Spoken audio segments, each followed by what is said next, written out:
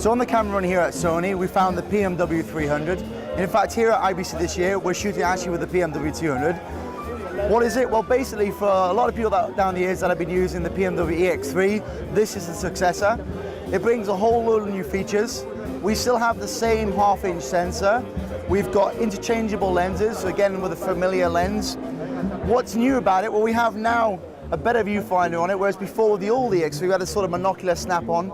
Now you've got a fully integrated viewfinder. It still shoots on the S/S, but there are other recording medias like XQD, for example. But we are actually looking at a completely new camera design in terms of its layout. Unlike the PMW-200, which dropped the rotational handle, the PMW-300 actually does have that.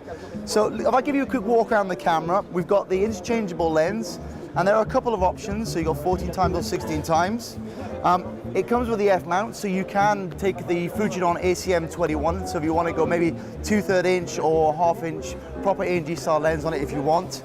In terms of the design of the camera, it has neutral density filters as well. We have the same sort of variable frame rate control on the side of the camera.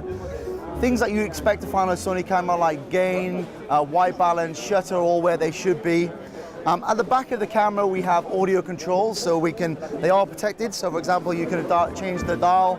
We can set it to manual or auto, and then when I'm finished, just put it back up. One other change with the PMW-300 is the whole rear of the camera.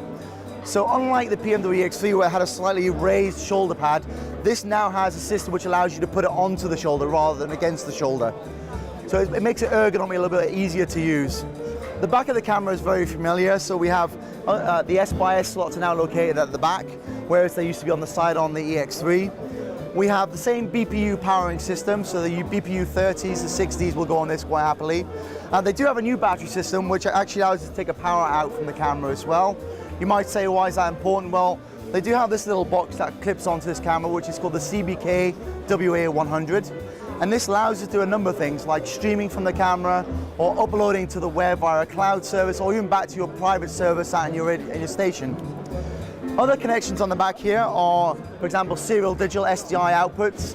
2 of them are provided, so for example, we can go to an streaming box and we can go to an external monitor or VTR.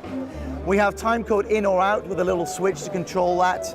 We also have gen lock, so for example, if we're going to use this in a low-cost studio environment where you just want simple HDSDI output, timecode and gen lock going to the camera, that will allow for that functionality.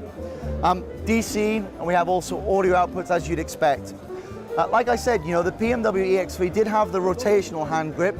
However, when they moved to the PMW-200, it kind of removed the rotation, made it fixed.